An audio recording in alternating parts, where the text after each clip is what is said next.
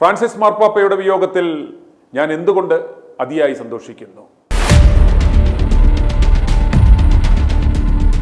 Francis മാർപ്പാപ്പയുടെ വിയോഗത്തിൽ ലോകമെമ്പാടുമുള്ള ജനങ്ങൾ ഭാരപ്പെടുമ്പോൾ എന്തുകൊണ്ടാണ് പ്രൊഫസർ വത്സൻ തമ്പു മാത്രം അതിയായി സന്തോഷിക്കുന്നത്? അദ്ദേഹം പറയുന്നത് കേൾക്കുക. ദിവംഗതനായ ഫ്രാൻസിസ് മാർപ്പാപ്പ നമ്മെ വിട്ടുപിരിഞ്ഞിട്ട് ഇപ്പോൾ 3 ദിവസമായിരിക്കും. ഈ സമയത്ത് അദ്ദേഹം നമ്മളിൽ നിന്ന് വേറിട്ട് പോയി എന്നതിനെപ്പറ്റി ദുഃഖിക്കുകയാണോ, അല്ല അദ്ദേഹം നമ്മുടെ ഇടയിൽ 11 വർഷം മാർപ്പാപ്പയായിട്ടും അതിനു മുൻപ് ദീർഘനാൾ വിശ്വസ്തനായ ഒരു ദൈവദാസനായും ജീവിച്ച് തൻ്റെ ദൗത്യം പൂർത്തീകരിച്ച യാഥാർത്ഥ്യത്തെ ഓർത്ത് നാം ആഹ്ലാദിക്കുകയും ആഘോഷിക്കുകയുമാണോ ചെയ്യേണ്ടത് എന്ന ഒരു ചിന്തയോടുകൂടെ ഫ്രാൻസിസ് മാർപ്പാപ്പയോടുള്ള എൻ്റെ വ്യക്തിപരമായ സ്നേഹവും ബഹുമാനവും അദ്ദേഹത്തിൽ ഞാൻ കണ്ട ആത്മീയമായ വെളിച്ചത്തിൻ്റെ മാഹാത്മ്യവും അല്പം ഒന്ന് പരാമർശിക്കുക ആണ് നമ്മുടെ ലക്ഷ്യം. ഞാൻ തീർച്ചയായും ഈ സമയത്ത് ദുഃഖത്തോടു കൂടെ അല്ല നിങ്ങളോട് സംസാരിക്കുന്നത്. അതീവ സന്തോഷത്തോടെ, അടക്കാനാവാത്ത ആഹ്ലാദത്തോടെയാണ് ഞാൻ സംസാരിക്കുന്നത്. ഒരു ഉത്സവത്തിൽ പങ്കെടുക്കുമ്പോൾ നാം അനുഭവിക്കുന്ന അവസ്ഥ എന്താണ്, ആ ഒരു ഉത്സവത്തിൻ്റെ അവസ്ഥയിലാണ് ഞാൻ സംസാരിക്കുന്നത്. ഫ്രാൻസിസ് മാർപ്പാപ്പയുടെ ജീവിതം മനുഷ്യത്വത്തിൻ്റെ ഒരു ഉത്സവമായിരുന്നു. It was a festival of humanity എന്ന് പറയുവാൻ എനിക്ക് യാതൊരു മടിയുമില്ല. ഇത് ഞാൻ പറയുമ്പോൾ എൻ്റെ മനസ്സിൽ ഞാൻ ദീർഘകാലം കൈകാര്യം ചെയ്ത ഇംഗ്ലീഷ് സാഹിത്യത്തിൻ്റെ അതികായനായ ഷേക്സ്പിയറുടെ ഒരു നാടകം, അതിൻ്റെ പേര് ജൂലിയസ് സീസർ എന്നാണ്. അതിലെ 2 വരികൾ എൻ്റെ മനസ്സിൽ താനേ നുഴഞ്ഞ് കയറി വരികയാണ്. ജൂലിയസ് സീസറേയും മാർപ്പാപ്പയും തമ്മിൽ താരതമ്യപ്പെടുത്തുന്നത് ഒരു വലിയ അപകടമാണ് എങ്കിലും ഷേക്സ്പിയർ അവിടെ പറഞ്ഞ വാക്കുകൾ ഈ തരുണത്തിൽ പ്രസക്തമായതുകൊണ്ട് ഞാനത് ഉദ്ധരിക്കാൻ പോവുകയാണ്. മാർക്ക് ആൻ്റണി തൻ്റെ നേതാവായ ജൂലിയസ് സീസറെ അദ്ദേഹത്തിൻ്റെ ജീവിത അല്ലെങ്കിൽ വ്യക്തിത്വത്തിൻ്റെ മാഹാത്മ്യത്തെ വർണ്ണിച്ച ശേഷം തൻ്റെ പ്രസംഗം അവസാനിപ്പിക്കുമ്പോൾ പറയുന്ന 2 വരികളുണ്ട്. അത് ഇപ്രകാരമാണ്: here was a man when comes such another. മലയാളത്തിൽ നമുക്ക് ഇങ്ങനെ വേണമെങ്കിൽ പറയാം, ഇതാ ഇങ്ങനെ ഒരു മനുഷ്യനുണ്ടായിരുന്നു. ഇതുപോലെ ഒരു മനുഷ്യനെ കാണാൻ നാം ഇനി എത്ര നാൾ കാത്തിരിക്കേണ്ടി വരും. അത് എൻ്റെ മനസ്സിൽ ഏതാണ്ട് തീ കത്തുന്നത് പോലെ ജ്വലിക്കുകയാണ്. Here was a man when comes such another. വളരെ അർത്ഥവത്താണ്. ഫ്രാൻസിസ് മാർപ്പാപ്പ പോലെ ഒരു നേതൃത്വം കത്തോലിക്ക സഭയിൽ ഉടലെടുത്തു എന്നത് തന്നെ അത്ഭുതങ്ങളിൽ അത്ഭുതമാണ്. ഒരു വിധത്തിലും കത്തോലിക്ക സഭയുടെ മാർപ്പാപ്പ ആകുവാനുള്ള സാധ്യത അദ്ദേഹത്തിന് ഉണ്ടാകുമായിരുന്നില്ല. അദ്ദേഹത്തിൻ്റെ നിലപാടുകൾ വെച്ച് നോക്കുമ്പോൾ, അദ്ദേഹത്തിൻ്റെ വ്യക്തിത്വത്തിൻ്റെ പ്രത്യേകത നോക്കുമ്പോൾ, അദ്ദേഹത്തിൻ്റെ ബാക്ക്ഗ്രൗണ്ട് നോക്കുമ്പോൾ, അദ്ദേഹം സൗത്ത് അമേരിക്കയിൽ നിന്നാണ്. അദ്ദേഹം ഒരു ജെസ്യൂട്ട് ബാക്ക്ഗ്രൗണ്ടിൽ നിന്ന് വന്നയാളാണ്. അങ്ങനെ ആരെയും പോപ്പാക്കുന്ന ഒരു സാധ്യതയില്ല. അതുകൊണ്ട് തന്നെ ഞാൻ ആത്മാർത്ഥമായി വിശ്വസിക്കുന്നത് ഫ്രാൻസിസ് കത്തോലിക്ക സഭയുടെ പോപ്പായെങ്കിൽ അത് ദൈവഹിതമായതുകൊണ്ട് മാത്രമാണ്. മനുഷ്യൻ്റെ തന്ത്രങ്ങളെ അതിജീവിക്കുന്ന, അതിനെ റദ്ദാക്കുന്ന ദൈവികമായ പദ്ധതി ഇവിടെ പ്രവർത്തിച്ചുവെന്ന് ഞാൻ ആത്മാർത്ഥമായിട്ട് വിശ്വസിക്കുകയാണ്. മാർപ്പാപ്പയുടെ പല പ്രസ്താവനകളും എന്നെ നന്നേ ആകർഷിച്ചിട്ടുണ്ട്. സമയത്തിൻ്റെ പരിമിതി കൊണ്ട് അതിലെല്ലാത്തിലേക്കും നിങ്ങളുടെ ശ്രദ്ധ തിരിക്കുവാൻ സാധ്യമല്ലല്ലോ. ഒരു കാര്യം മാത്രം, ഒരേ ഒരു പ്രസ്താവന മാത്രം ഞാൻ ഈ സമയത്ത് ഒന്ന് സൂചിപ്പിക്കട്ടെ. അദ്ദേഹം പറഞ്ഞു, ആഴമുള്ള ബന്ധങ്ങൾ എപ്രകാരമാണ് ഉടലെടുക്കുന്നത്. അദ്ദേഹം പറയുന്നത്, സുഖഭോഗങ്ങൾ പങ്കിടുന്ന വ്യക്തികൾ, സ്ത്രീയായാലും പുരുഷനായാലും, അവർ ബന്ധങ്ങൾ സ്ഥാപിക്കും. പക്ഷെ അങ്ങനെയുള്ള ബന്ധങ്ങൾക്ക് ആഴമുണ്ടാകുകയില്ല. ആഴമുള്ള ബന്ധങ്ങൾ പിറക്കുന്നത് മനുഷ്യർ ആദർശങ്ങൾക്ക് വേണ്ടി, ദൈവികമായ ലക്ഷ്യത്തിനു വേണ്ടി സ്വയം മറന്ന് സർവ ക്ലേശങ്ങളും സഹിച്ചുകൊണ്ട് എന്തു നഷ്ടം വന്നാലും പിന്മാറുകയില്ല എന്ന ആ ദൃഢനിശ്ചയത്തിൽ ക്ലേശം സഹിക്കുന്നതിൽ കൂടെ അവർ ഒരാത്മാക്കളായി മാറുമ്പോഴാണ് ആഴമേറിയ ബന്ധങ്ങൾ, നിലനിൽക്കുന്ന ബന്ധങ്ങൾ പിറക്കുന്നത് എന്ന് മാർപ്പാപ്പ പറഞ്ഞത് എന്നെ വളരെയധികം ചിന്തിപ്പിക്കുകയുണ്ടായി. അത് ഈ കാലഘട്ടത്തിനോടുള്ള ഒരു പ്രവാചക പ്രസ്താവനയാണ്. ആധുനിക ലോകം ഉപരിപ്ലവതയുടെ ലോകമാണ്. ഇവിടെ ആഴങ്ങൾക്ക് പ്രാധാന്യമില്ല. അതുകൊണ്ട് തന്നെ മനുഷ്യൻ വൈകാരികവും ആത്മീയവുമായ പട്ടിണിയിലാണ്. മനുഷ്യൻ്റെ വിശപ്പും ദാഹവും, മനുഷ്യത്വത്തിൻ്റെ വിശപ്പും ദാഹവും അടങ്ങണമെങ്കിൽ അവന് ആഴത്തോട് ബന്ധമുണ്ടാകണം. ഉപരിപ്ലവതയിൽ മനുഷ്യൻ വൈകാരികവും ആത്മീയവും ബൗദ്ധികവുമായ പട്ടിണി അനുഭവിക്കുകയാണ്. ഇന്ന് ഭൂമിയുടെ പരപ്പിൽ വലിയ ഒരു ദാരിദ്ര്യം, വലിയൊരു ക്ഷാമം ഇതാ പടർന്നു പിടിച്ചുകൊണ്ടേയിരിക്കുന്നു. അത് വയറ്റിന് ആഹാരമില്ല എന്ന ക്ഷാമമല്ല, അത് ആത്മാവിൻ്റെ ക്ഷാമമാണ്. അതിൽ ഉപരിപ്ലവത വരുത്തി വെക്കുന്ന വിനയാണിത്. ആഴങ്ങളോടുള്ള ബന്ധം അറ്റുപോകുമ്പോൾ മനുഷ്യൻ അനുഭവിക്കുന്ന ആത്മീയമായ പട്ടിണിയുടെയും ദാരിദ്ര്യത്തിൻ്റെയും ക്ഷാമത്തിൻ്റെയും ദുരവസ്ഥയിൽ ആഗോള മനുഷ്യ ജാതി ഇന്ന് ഉണങ്ങിക്കരിഞ്ഞുകൊണ്ടിരിക്കുമ്പോൾ ആ യാഥാർത്ഥ്യത്തെ തിരിച്ചറിഞ്ഞിട്ട് മാർപ്പാപ്പ നടത്തിയ പ്രസ്താവന എക്കാലത്തും സ്വർണ്ണലിപികളിൽ രേഖപ്പെടുത്തി വെക്കേണ്ടതാണ് എന്ന ഒരു അഭിപ്രായമാണ് എനിക്കുള്ളത്. എന്നാൽ ഞാനിങ്ങനെ പറയുമ്പോൾ തന്നെ എനിക്ക് മറക്കാൻ കഴിയാത്ത ഒരു യാഥാർത്ഥ്യമുണ്ട്. എനിക്ക് സഭയുടെ രാഷ്ട്രീയത്തോട്, ചർച്ച് പൊളിറ്റിക്സിനോട് അല്പം പോലും താല്പര്യമില്ല എങ്കിലും ഇത്തരുണത്തിൽ അപ്രകാരമുള്ള കാര്യങ്ങൾ പറയുന്നതിൽ ഒരു ചേർച്ചയില്ലായ്മയുണ്ട് എന്ന് തിരിച്ചറിയുമ്പോഴും ഇത് സത്യമാകയാൽ അല്പം ഒന്ന് സൂചിപ്പിക്കേണ്ട ഗതികേട് ഞാൻ ഇപ്പോൾ അനുഭവിക്കുന്നുണ്ട്.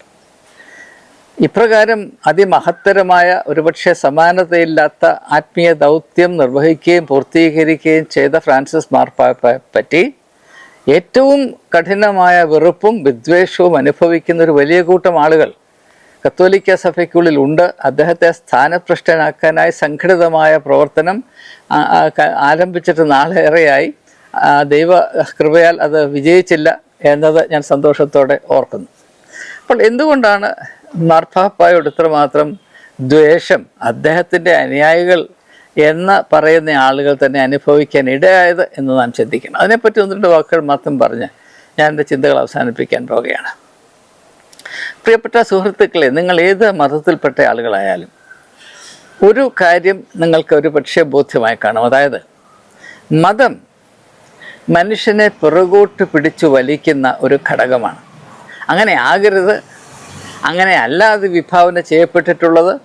അതിൻ്റെ ലക്ഷ്യമതല്ല, ഉദ്ദേശമതല്ല, അതിൻ്റെ പ്രസക്തിയും അതല്ല. എങ്കിലും ചില വരേണ്യവർഗ താല്പര്യങ്ങളുടെ കളിപ്പാവകയായി മതങ്ങൾ അധപ്പതിക്കുമ്പോൾ മനുഷ്യൻ്റെ പുരോഗതിയിലേക്കുള്ള പാതയിൽ ഏറ്റവും വലിയ വിലങ്ങുതടിയായ മതങ്ങൾ തീരാറുണ്ട്. അത് ഈ സാഹചര്യത്തിൽ നമുക്ക് വ്യക്തമായി കാണാവുന്നതാണ്. ഇവിടെ ഉദിച്ചു വരുന്ന പ്രസക്തമായ ഒരു ചോദ്യം, ആത്മീയമായ പ്രബുദ്ധതയുള്ള ഒരു വ്യക്തി അവൻ ഉൾപ്പെട്ടിരിക്കുന്ന മതപാരമ്പര്യങ്ങളോട് എപ്രകാരമാണ് ബന്ധം പുലർത്തേണ്ടത്?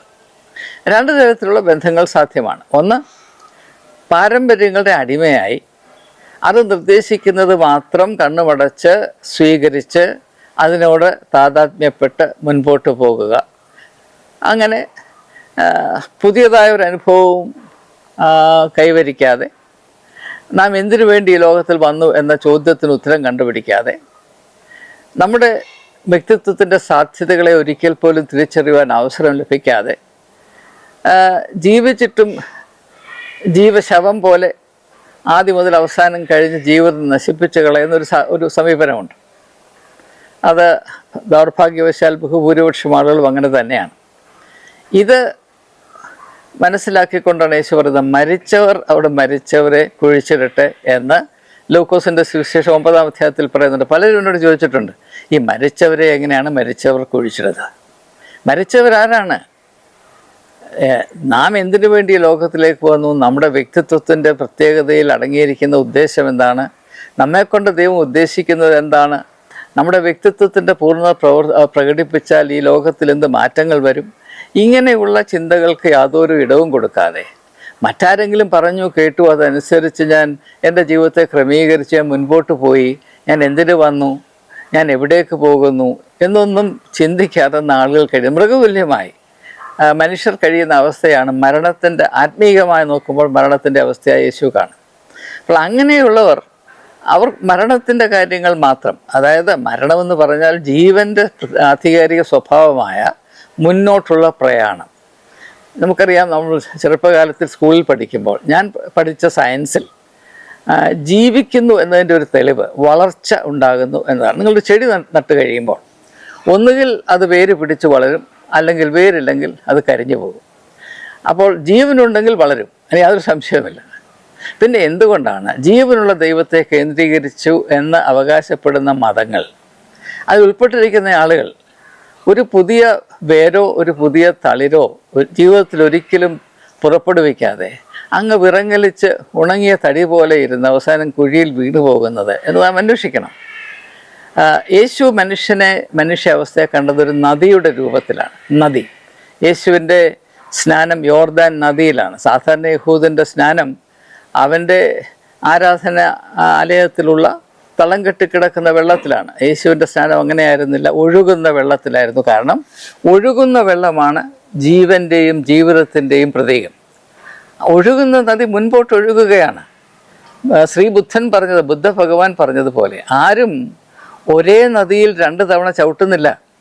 നിങ്ങൾ ഒന്ന് ചവിട്ടി പിന്നെ ചവിട്ടാൻ നോക്കുമ്പോൾ അതൊരു പുതിയ നദിയായി കഴിഞ്ഞിരിക്കുന്നു. അത് ജീവിതത്തിൻ്റെയും പ്രകൃതിയുടെയും പ്രമാണമാണ്. ഈ പ്രമാണത്തെ യേശു ആത്യന്തികമായി മാനിച്ചിരുന്നു. അതുകൊണ്ട് തന്നെ സകലവും പുതുതാക്കും.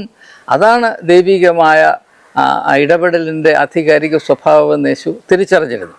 അപ്പോൾ അതുകൊണ്ട് യേശുവിനെ അറിയുകയും അവനോട് കൂട്ടായ്മ ആചരിക്കുകയും അവനോടുള്ള അച്ചടക്കത്തിൽ ആത്മീകമായ ദൗത്യം നിർവഹിക്കുകയും ചെയ്യുന്ന എല്ലാ വ്യക്തികളും അവർ ഏർപ്പെട്ടിരിക്കുന്ന ഇടങ്ങളിൽ ഇതുവരെ ഉണ്ടായിട്ടില്ലാത്ത പുതിയ പുതിയ അനുഭവങ്ങൾ, പുതിയ പുതിയ സാധ്യതകൾ, പുതിയ പുതിയ ചുമതലകൾ, പുതിയ പുതിയ വെല്ലുവിളികൾ കണ്ടെത്തും എന്നതിന് യാതൊരു സംശയവുമില്ല.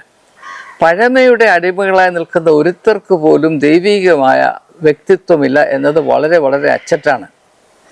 അതുകൊണ്ട് തന്നെ ഫ്രാൻസിസ് മാർപ്പാപ്പയുടെ വ്യക്തിത്വത്തിൻ്റെ ആത്മീയ ആധികാരികത നാം തിരിച്ചറിയണം. ഇതേ പ്രശ്നമാണ് കത്തോലിക്ക സഭയിലെ പലരെയും അലട്ടുന്നത്.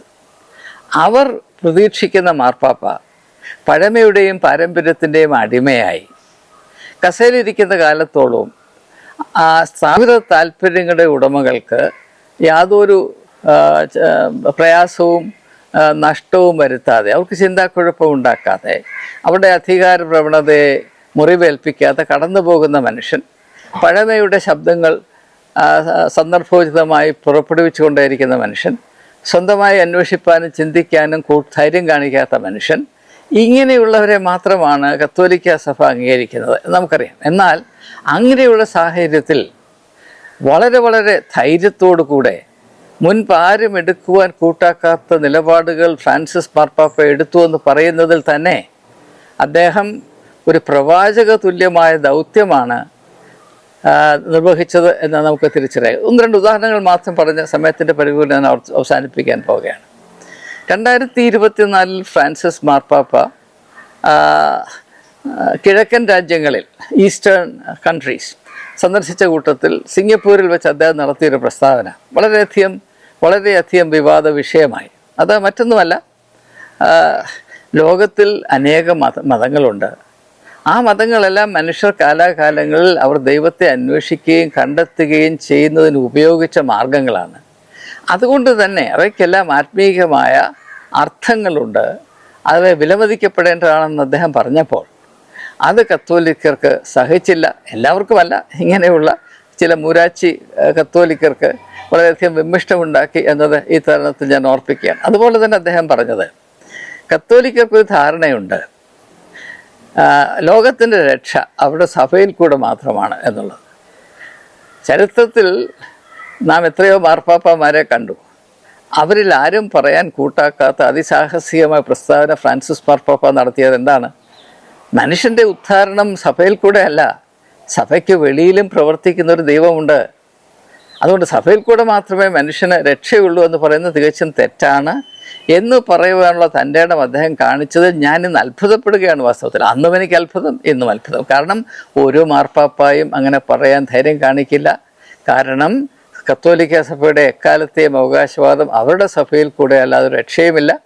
ബാക്കിയുള്ള ക്രിസ്ത്യാനികൾ പോലും സ്വർഗത്തിൽ പോകത്തില്ല, കത്തോലിക്കർക്ക് മാത്രമേ അവിടെ റിസർവേഷനുള്ളൂ എന്നുള്ള ഏറ്റവും കിരാതമായ, യാതൊരു ബുദ്ധിയുമില്ലാത്ത, ന്യായീകരിക്കാൻ ഒരു കാലത്തും സാധ്യമല്ലാത്ത സങ്കല്പങ്ങളാണ് കത്തോലിക്ക സഭ വെച്ചു പുലർത്തി. അതിൽ നിന്ന് സഭയെ വിടുവിക്കാനായി ഫ്രാൻസിസ് പാപ്പ കാണിച്ച ധൈര്യത്തെ ഞാൻ ശിരസ നമിക്കുകയാണ്. അതുപോലെ തന്നെ അദ്ദേഹം പറഞ്ഞ മറ്റൊരു കാര്യമാണ്, നിങ്ങളുടെ ദൈവം മെച്ചപ്പെട്ടവനും മറ്റുള്ള ദൈവം കീഴാളനുമാണ് എന്ന് പറയരുത്. ദൈവത്തെ പറ്റി പറയുമ്പോൾ ഇൻഫീരിയോറിറ്റി, സുപ്പീരിയോറിറ്റി, മേലേക്കിടയിലുള്ളവൻ താഴേക്കിടയിൽ എന്ന് പറയുന്നത് വെറും മണ്ടത്തരമാണ്. കാരണം ദൈവം ഒന്നേ ഉള്ളൂ. ദൈവം ഒന്നാണെങ്കിൽ പിന്നെ എങ്ങനെയാണ് അവൻ്റെ ദൈവം വലുതും എൻ്റെ ദൈവം ചെറുതും, അല്ലെ എൻ്റെ ദൈവം വലുതും അവൻ്റെ ദൈവം ചെറുതുമാകുന്നത്? ഒരേ ദൈവം ഉണ്ടെങ്കിൽ, ദൈവം ഒന്നേ ഉള്ളൂ എന്ന് നിങ്ങൾ വിശ്വസിക്കുന്നുവെങ്കിൽ പിന്നെ ദൈവങ്ങളെ എങ്ങനെയാണ് നിങ്ങൾ താരതമ്യപ്പെടുത്തുന്നത്? ഇല്ലാത്തതിനോട് നിങ്ങൾ എങ്ങനെയാണ്, ഇപ്പം നിങ്ങൾ ഒരു മാങ്ങ എടുത്തിട്ട് അതിനോട് താരതമ്യപ്പെടുത്താനായിട്ട് മാഴ്സിലെ ഒരു ചെടി അവിടെ ഇല്ലാത്തൊരു ചെടിയുമായിട്ട് താരതമ്യപ്പെടുത്തിയിട്ട് മാങ്ങയാണ് നല്ലത്, മറ്റേ മാഴ്സിലെ ചെടി മോശമാണ്, അവിടെ ഇല്ലാത്ത ചെടിയാണ്. അപ്പോൾ അതിനകത്ത് എന്തെങ്കിലും മൂളയുണ്ടോ? ഇത് മനുഷ്യർക്ക് പറയാൻ കൊള്ളാവുന്ന കാര്യം. ഇത് മാർപ്പാപ്പ പറഞ്ഞപ്പോൾ അയ്യോ, കത്തോലിക്കനെ എങ്ങനെ സഹിക്കും? കാരണം കത്തോലിക്കനെ എക്കാലത്തും പറഞ്ഞു വെച്ചിരിക്കുന്നത്, ധരിപ്പിച്ചിരിക്കുന്നത് അവൻ്റെ ദൈവം സുപ്പീരിയറാണ്, അവൻ്റെ ദൈവം മേന്മേറിയതാണ്, മറ്റുള്ള ദൈവമൊക്കെ പയ്യോ പാപം കിറിഞ്ചി ദൈവങ്ങളാണ്. ഇങ്ങനെയുള്ള പൊട്ടത്തരങ്ങളാണ് മനുഷ്യരുടെ മനസ്സിൽ സ്ഥാപിച്ച് അവരുടെ ചിന്താശക്തിയെ മുഴുവൻ നശിപ്പിച്ച് അന്ധവിശ്വാസത്തിൻ്റെ അടിമകളാക്കി ജനങ്ങളെ ഇങ്ങനെ ആക്കി വെച്ചിരിക്കുന്നത്.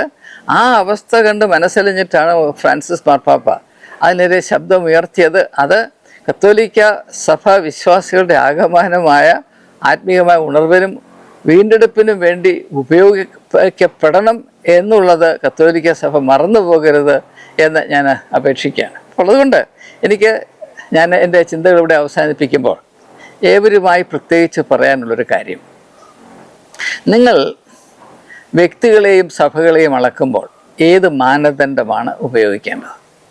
ഒരു ക്രിസ്ത്യാനി എന്ന നിലയിൽ നിങ്ങൾക്കോ എനിക്കോ ഒറ്റ മാനദണ്ഡമേ ഉള്ളൂ, അത് നസ്രയനായ യേശുവാണ്.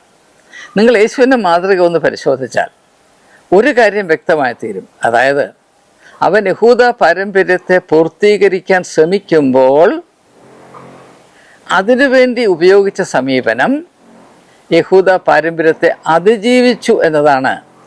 കാരണം ഓരോ പാരമ്പര്യത്തിലും സനാതനമല്ലാത്ത, അതായത് നിത്യമായ സാധൂകരണമില്ലാത്ത, നിത്യമായ അർത്ഥങ്ങളില്ലാത്ത, കാലഹരണപ്പെട്ടു പോയ പല സങ്കല്പങ്ങളും പല താരിപ്പുകളും ഉണ്ട്. അവയെ ഉപേക്ഷിച്ച് കളയാതെ, പഴയതിനെ ഉപേക്ഷിക്കാതെ, പഴയതിനെ അതിജീവിക്കാതെ നമുക്ക് പുതിയതിലേക്ക് പ്രവേശിക്കാൻ സാധ്യമല്ല. അതുകൊണ്ടാണ് ആ ഒരു നിലപാട് യേശു എടുത്തത് കൊണ്ടാണ് അന്നത്തെ സംരക്ഷകരായിരുന്ന യഹൂദ മതത്തിൻ്റെ മാടമ്പികൾ യേശുവിനെ കൊന്നുകളയണം, കൊന്നുകളഞ്ഞാൽ മാത്രമേ തങ്ങളുടെ മതത്തിൽ നിലനിൽപ്പുള്ളൂ എന്ന നിഗമനത്തിൽ എത്തിച്ചേർന്ന്. അതേ നാടകം ഇവിടെ ആവർത്തിക്കപ്പെടുകയാണ് എന്ന് മറന്നു പോകരുത്. അതുകൊണ്ട് തന്നെ ഫ്രാൻസിസ് മാർപ്പാപ്പ യേശുവിനോട് വിശ്വസ്തത പാലിച്ച, യേശുവിൻ്റെ ആത്മീയ വെളിച്ചത്തെ ഉൾക്കൊണ്ട് തൻ്റെ ദൗത്യം പൂർത്തീകരിച്ച അതിമഹത്തരമായ ഒരു ദൗത്യത്തിൻ്റെ ഉടമയാണ് എന്ന് പറയുവാൻ എനിക്ക് യാതൊരു മടിയുമില്ല. എന്നാൽ എൻ്റെ മനസ്സിലുള്ള ഒരു വലിയ ഭീതി അല്ലെങ്കിൽ ഒരു ഭാരമുള്ള ചിന്ത എന്താണെന്ന് ചോദിച്ചാൽ, ഈ ഫ്രാൻസിസ് മാർപ്പാപ്പ നമുക്ക് നൽകിയിരിക്കുന്ന ഈ അദ്ദേഹത്തിൻ്റേതായ ലെഗസി, അദ്ദേഹത്തിൻ്റേതായ സംഭാവന, അതിലെ വിലയേറിയ കാഴ്ചപ്പാടുകൾ ഏത് തോതുവരെ കാത്തു സൂക്ഷിപ്പാനും പ്രയോജനപ്പെടുത്തുവാനും ഇന്നത്തെ കത്തോലിക്ക സഭയ്ക്ക് കെൽപ്പുണ്ട് എന്നതിനെപ്പറ്റി എനിക്ക് കാര്യമായ ചിന്താക്കുഴപ്പമുണ്ട്. പക്ഷെ അതിൻ്റെ ഉത്തരം കണ്ടുപിടിക്കാൻ നമുക്ക് അല്പം കാത്തിരിക്കേണ്ടി വരും. ഏതായാലും ഈ സമയത്ത് മാർപ്പാപ്പ ശാരീരികമായി നമ്മോട് കൂടെ ഇല്ല എങ്കിലും അദ്ദേഹത്തിൻ്റെ ആത്മാവ് നമ്മോട് കൂടെയുണ്ട്. അത് യേശുവിൻ്റെ വെളിച്ചം ഉൾക്കൊള്ളുന്ന ഓരോ വ്യക്തിയുടെയും ആത്മാവ് നിത്യരുടെ വെളിച്ചത്തെ എപ്പോഴും മനുഷ്യരാശിയുടെ മേൽ ചൊരിഞ്ഞുകൊണ്ടേയിരിക്കുമെന്നതിൻ്റെ അടിസ്ഥാന വിശ്വാസ പ്രമാണമാകയാൽ അത് ഞാൻ വിശ്വസിക്കുന്നു. അതുകൊണ്ട് തന്നെ ഒരു കത്തോലിക്കനല്ലാത്ത എനിക്ക് കത്തോലിക്ക സഭയുടെ പരമോന്നത അധികാരിയായി 11 വർഷം നിസ്തുല്യമായ സമാനതയില്ലാത്ത സേവനം അനുഷ്ഠിച്ച് ഇപ്പോൾ നിത്യത പൂകിയിരിക്കുന്ന എൻ്റെ പ്രിയപ്പെട്ട ഫ്രാൻസിസ് മാർപ്പാപ്പായോടുള്ള സ്നേഹവും ബഹുമാനവും എൻ്റെ ആദരാജ്ഞകളും അർപ്പിക്കുവാൻ ലഭിച്ച ഈ അവസരത്തിന് ഞാൻ നന്ദിയുള്ളവനാണ്. എന്നെ കേൾക്കുന്ന ഏവരും ഈ കാര്യത്തിൽ എന്നോട് കൂടെ ചേർന്ന് നമുക്കേവർക്കും അദ്ദേഹത്തോടുള്ള സ്നേഹവും ബഹുമാനവും ആരാധനാ സ്വഭാവം കലർന്ന നന്ദിയും ഈ തരുണത്തിൽ അർപ്പിക്കാൻ അദ്ദേഹത്തിൻ്റെ ആത്മാവിന് നിത്യശാന്തി നേർന്നുകൊണ്ട് എൻ്റെ ഈ എളിയ വാക്കുകൾ ഉപസംഹരിക്കുന്നു. എല്ലാവർക്കും എൻ്റെ സ്നേഹവന്ദനം. i2i News, an eye for truth. i2i News subscribe ചെയ്തിട്ടില്ലാത്തവർ ഇപ്പോൾ തന്നെ സബ്സ്ക്രൈബ് ചെയ്യുക. നോട്ടിഫിക്കേഷൻ ലഭിക്കുവാൻ ബെൽ ബട്ടണും അമർത്തുക.